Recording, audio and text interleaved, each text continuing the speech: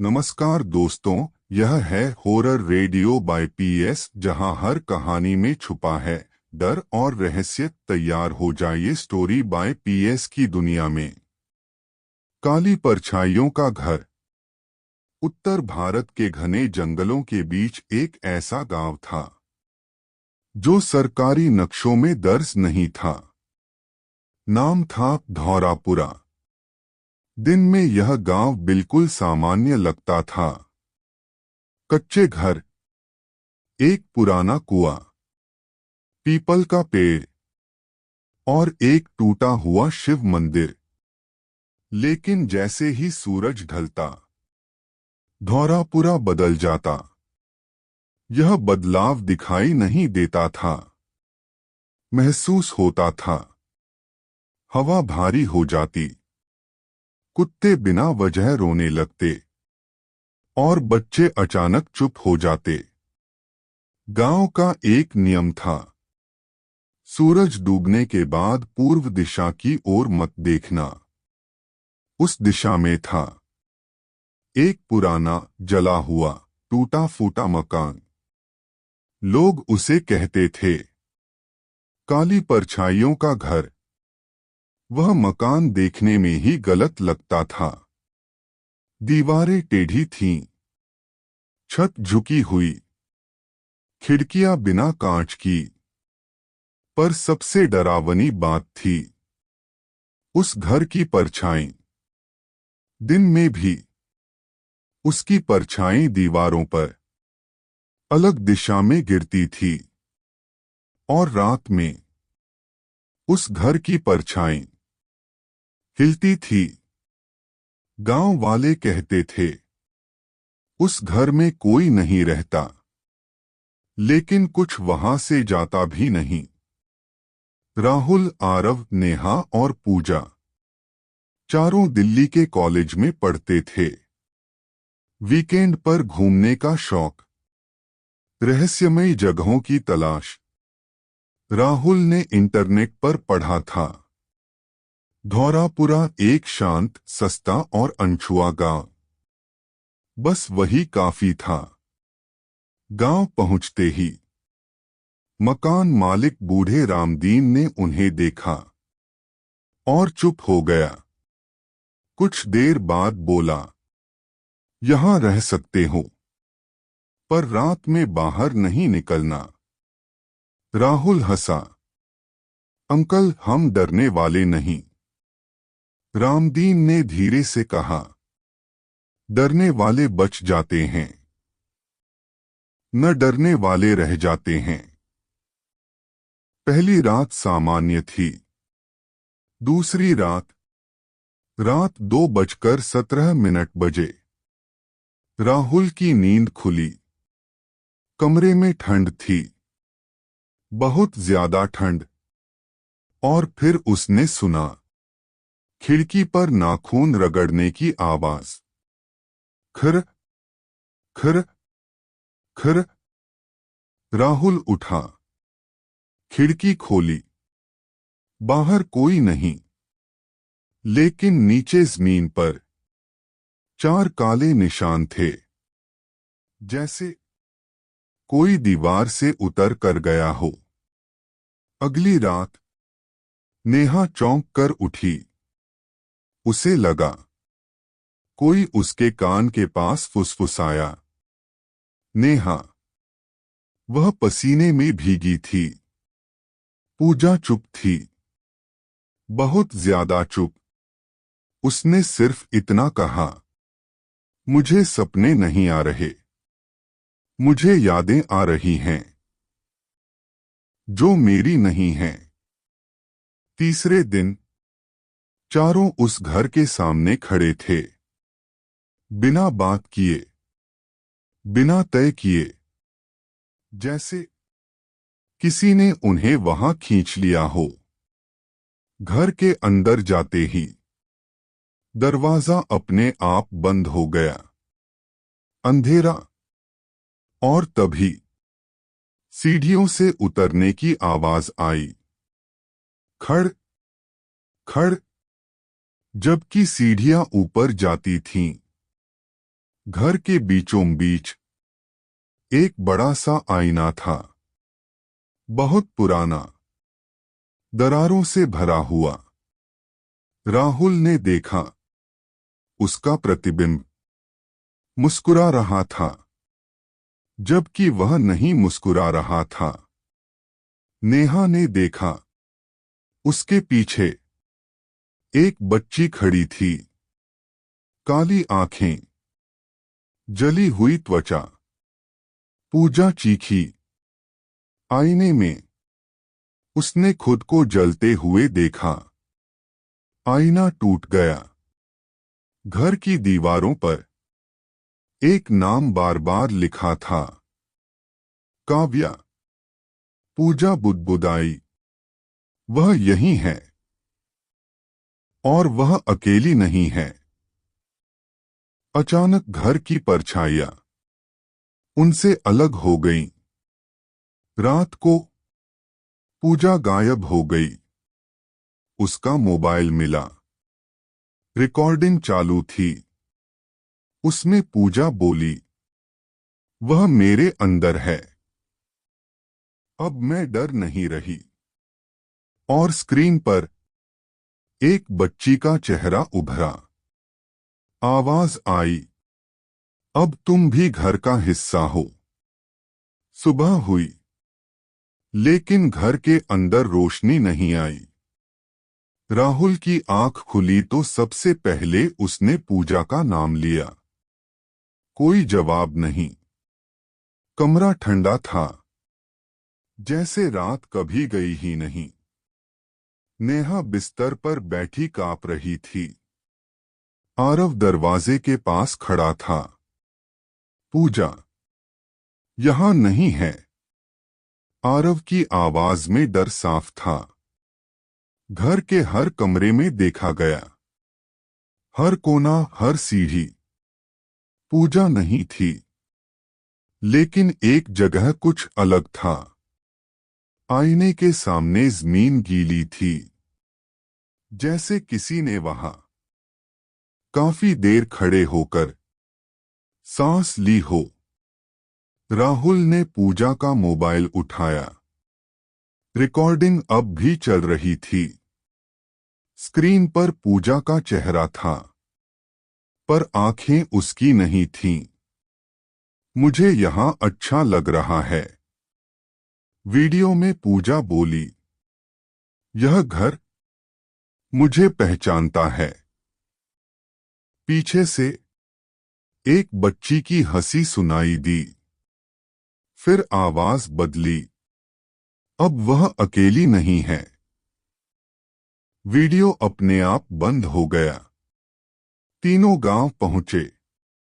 जैसे ही लोगों ने उन्हें देखा, दरवाजे बंद होने लगे। एक बूढ़ा आदमी बुदबुदाया। परछाइयां लौट आईं। आखिरकार गांव के सबसे बूढ़े आदमी हरिसिंह बाबा ने बोलना स्वीकार किया। 50 साल पहले, उसने कहा, उस घर में एक बच्ची रहती थी, काव्या। काव्या बहुत चुप रहने वाली बच्ची थी। उसकी मां अक्सर बीमार रहती। पिता गांव से बाहर काम करता। एक रात गांव में आग लगी। किसी ने अफवाह फैला दी, काव्या की मां तंत्र मंत्र करती है। डर जल्दी फैलता है। भीड़ ने घर को आग लगा दी। लोगों ने चीखें सुनी, पर किसी ने दरवाजा नहीं खोला। सुबह घर राख था, लेकिन बच्ची की लाश नहीं मिली। उस दिन के बाद उस घर की परछाइयां बदल गईं। हरिसिंह बाबा ने कहा, वह घर अब घर नहीं रहा। वह एक जिंदा डर बन गया। जो अंदर जाता है, वह अपने डर का एक हिस्सा वहीं छोड़ देता है। नेहा कांपते हुए बोली, और पूजा? बाबा ने आंखें बंद कर लीं। अगर उसने डर छोड़ दिया तो वह कभी लौटेगी नहीं। उसी रात राहुल ने सपना देखा। काव्या सामने खड़ी थी। वह मेरी है, बच्ची बोली। तुम उसे वापस चाहते हो तो आओ। राहुल की नींद खुली। घड़ी देखी, 2:17। घर की दिशा से हल्की रोशनी आ रही थी, जैसे आईना चमक रहा हो। तीनों फिर उस घर पहुंचे। दरवाजा खुला था। घर के अंदर हवा नहीं थी, लेकिन पर्दे हिल रहे थे। दीवारों पर नई लिखावट उभर आई थी। एक जाएगा, दो बचेंगे। नेहा रो पड़ी। हॉल में पूजा खड़ी थी। चेहरा शांत, मुस्कान हल्की। चलो, उसने कहा, यहां से चलते हैं। लेकिन उसकी परछाई अब भी दीवार पर नहीं थी। आरव पीछे हट गया। यह पूजा नहीं है। पूजा ने धीरे से गर्दन घुमाई। उसकी आंखें पूरी तरह काली थीं। और आवाज आई, घर को भूख लगती है। आईना फिर से पूरा था। उसमें तीनों के अलग अलग रूप दिख रहे थे। राहुल अकेला, आरव चीखता हुआ, नेहा जली हुई। आईने से काव्या की आवाज आई, एक को रहना होगा। घर कांपने लगा। जैसे ही काव्या की आवाज आई, पूरा घर सांस लेने लगा। दीवारें हल्के हल्के हिलने लगीं। फर्श ठंडी हो गई। आईने पर शब्द उभर आए, जैसे किसी ने उंगली से लिखा हो। यह घर सबको नहीं रखता, यह सिर्फ उसे चुनता है जो सबसे ज्यादा खाली हो। नेहा फुसफुसाई, खाली किससे? आईने में जवाब उभरा, डर से। अचानक तीनों की परछाइयां जमीन से उठकर दीवारों पर चढ़ गईं। परछाइयां अब उनकी नकल नहीं कर रही थीं। राहुल की परछाई उसकी ओर पीठ करके खड़ी थी। आरव की परछाई दीवार में घुसने की कोशिश कर रही थी। नेहा की परछाई जमीन पर बैठी घुटनों में सिर दबाए रो रही थी।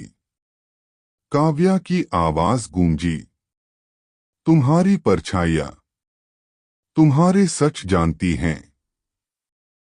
आईने में आरव का चेहरा उभरा, लेकिन यह उसका आज का चेहरा नहीं था।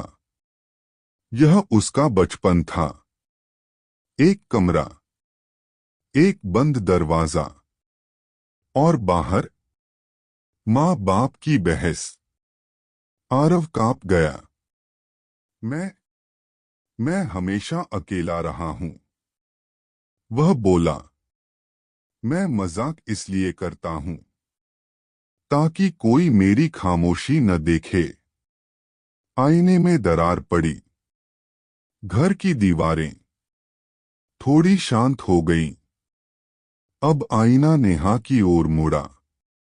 उसने देखा, एक अस्पताल का कमरा। डॉक्टर की आवाज, अगर आप पहले आती। नेहा चीख पड़ी। मैं भाग गई थी। वह रोते हुए बोली, मैं डर गई थी और अपनी मां को अकेला छोड़ दिया। उसकी परछाई धीरे धीरे खड़ी हुई। लेकिन रोना बंद नहीं हुआ। घर फिर से कांपने लगा। घर फिर अब बारी राहुल की थी।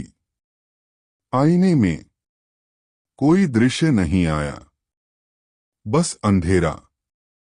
काव्या बोली, तुम डरते नहीं हो। यही तुम्हारी सबसे बड़ी कमी है। राहुल ने कहा, मैं सच से भागता नहीं। काव्या की हंसी गूंजी, नहीं, तुम कुछ महसूस ही नहीं करते।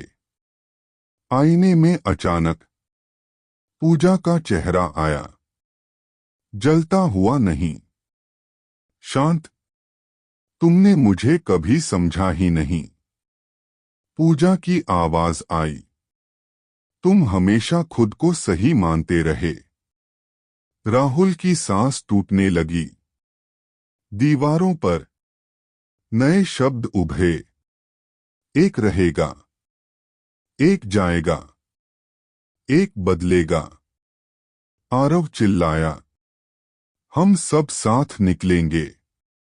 काव्या बोली, घर को साथ पसंद नहीं। फर्श खुलने लगी। नीचे अंधेरा था, गहरा, अंधीम। अचानक आरव की परछाई उससे अलग हो गई और गड्ढे की ओर बढ़ी। आरव ने जोर से कहा, मैं डरता हूं। मैं हमेशा डरता रहा हूं। उसकी परछाई रुक गई। घर चीखा, जैसे उसे खाना नहीं मिला हो। नेहा आगे बढ़ी। उसने आंखें बंद की। अगर यहीं रहकर किसी और को जाने दूं, तो मैं तैयार हूं। उसकी परछाई पूरी तरह घर में घुल गई। घर शांत हो गया, बहुत ज्यादा शांत। अब सिर्फ राहुल बचा। काव्या सामने आई।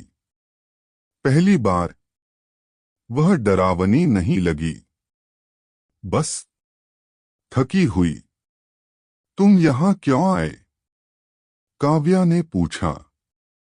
राहुल ने जवाब दिया, क्योंकि मैं मानता था कि हर चीज का कारण होता है।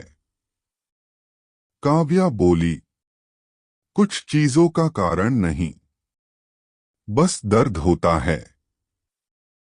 घर के बाहर रोशनी दिखी। आरव बाहर खड़ा था, लेकिन नेहा नहीं थी। काव्या ने कहा, एक चला गया, एक रह गया, एक बदल गया। राहुल ने पीछे मुड़कर देखा। आईने में अब उसका प्रतिबिंब थोड़ा अलग था। उसकी परछाई अब उससे आधी देर से हिल रही थी। घर अचानक बहुत शांत हो गया। इतनी शांति की राहुल को अपनी सांसों की आवाज कान में गूंजती महसूस होने लगी। नेहा जा चुकी थी। आरव बाहर था। और पूजा, वह अब घर का हिस्सा बन चुकी थी। राहुल अकेला खड़ा था। अकेला, लेकिन पूरा नहीं। उसकी परछाई अब भी उससे आधा कदम पीछे थी। राहुल ने फर्श पर हाथ रखा। वह ठंडी नहीं थी, वह धड़क रही थी। धक धक धक, जैसे कोई दिल घर के नीचे धड़क रहा हो। दीवारों से हल्की हल्की आवाजें आने लगीं। फुसफुसाहटें, रोना, हंसी। ये आवाजें अलग अलग नहीं थीं। ये सब एक साथ थीं। राहुल ने देखा, जहां पहले फर्श थी, अब वहां सीढ़ियां थीं, नीचे जाती हुई, बहुत नीचे। काव्या की आवाज आई, यह जगह घर का पेट है। राहुल ने पूछा, तुम यहां क्यों हो काव्या? सीढ़ियां उतरते हुए घर और ठंडा होता गया। काव्या बोली, क्योंकि किसी ने मुझे बाहर नहीं आने दिया। नीचे एक बड़ा सा गोल कमरा था। कमरे की दीवारें सीधी नहीं थीं, वे हिल रही थीं। और जब राहुल ने ध्यान से देखा, दीवारों में चेहरे उभरे हुए थे, कुछ पहचान में आने वाले। पूजा, नेहा और कई अनजान लोग। सभी की आंखें बंद थीं, जैसे सो रहे हों या जैसे किसी सपने में फंसे हों। काव्या सामने आई। उसका चेहरा अब बच्ची जैसा नहीं था, वह उम्रहीन लग रही थी। यह घर लोगों को नहीं खाता, उसने कहा। यह डर खाता है। जो डर से भरे होते हैं, वे इसे जिंदा रखते हैं। राहुल ने धीमे से कहा, और जो डर छोड़ देते हैं? काव्या की आंखें झुक गईं। वे मुझे आजाद कर सकते हैं। दीवारें अचानक लाल होने लगीं। कमरे में आग का दृश्य उभरा। वही रात, वही भीड़। छोटी काव्या एक कोने में छुपी थी। माँ की आवाज, बाहर मत आना।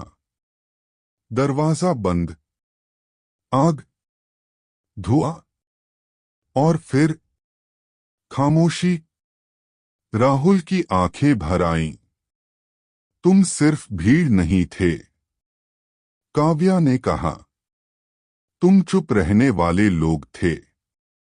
राहुल समझ गया, यह घर एक आत्मा से नहीं बना था। यह बना था डर, चुप्पी और अपराध बोध से। हर उस इंसान से जिसने सच जानते हुए भी आंखें फेर लीं। घर फिर से कांपने लगा। दीवारों के चेहरे कराहने लगे। काव्या बोली, घर भूखा है। उसे आखिरी बार डर चाहिए। राहुल के सामने दो रास्ते उभरे। एक, वापसी का दरवाजा। दूसरा, घर का दिल। अगर राहुल भाग जाता तो घर जिंदा रहता। अगर वह अंदर जाता तो शायद घर मर जाता। लेकिन उसकी परछाई अब उससे आगे चल रही थी। जैसे फैसला पहले ही हो चुका हो। राहुल घर के दिल के सामने खड़ा था। एक धड़कता हुआ अंधेरा। काव्या ने आखिरी बार कहा, अगर तुम डर गए तो तुम भी यहीं रह जाओगे। राहुल ने आंखें बंद की। और पहली बार वह डरा, लेकिन भागा नहीं। घर के दिल के सामने राहुल अकेला खड़ा था। अंधेरा धड़क रहा था। धक, धक, धक। यह कोई आवाज नहीं थी, यह डर की लय थी। काव्या पीछे खड़ी थी। तुम्हें डर लग रहा है? उसने पूछा।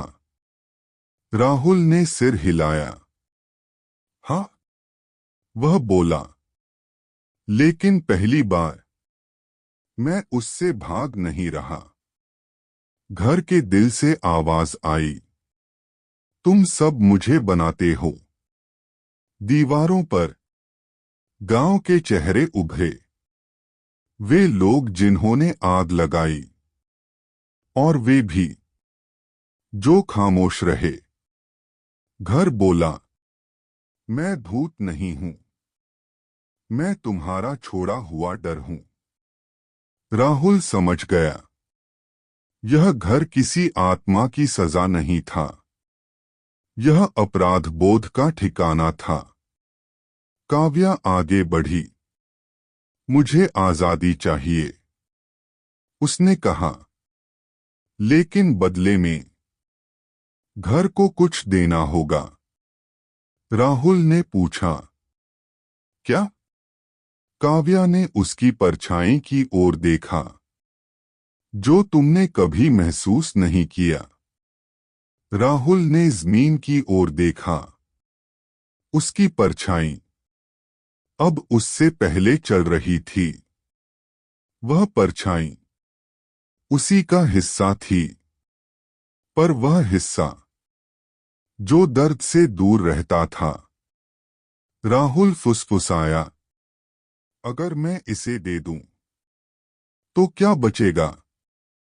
काव्या बोली, सच। राहुल ने आंखें बंद की। उसने अपने अंदर झांका।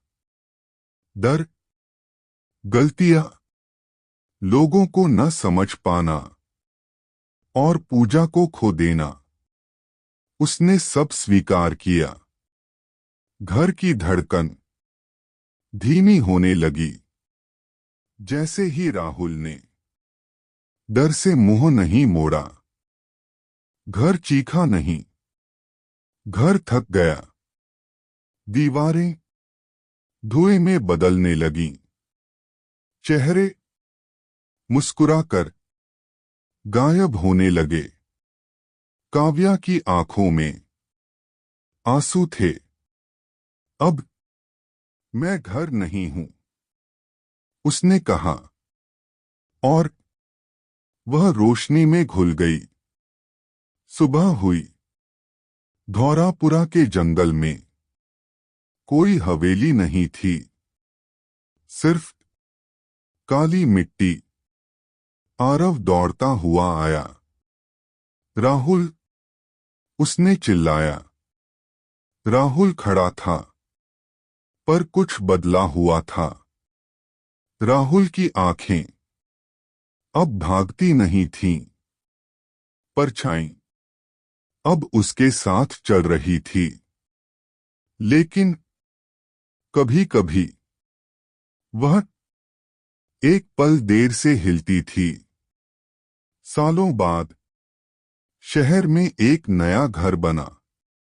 लोग कहते हैं, रात में अगर आप बहुत देर अपनी परछाई को देखें, तो वह आपसे पहले मुस्कुरा देती है।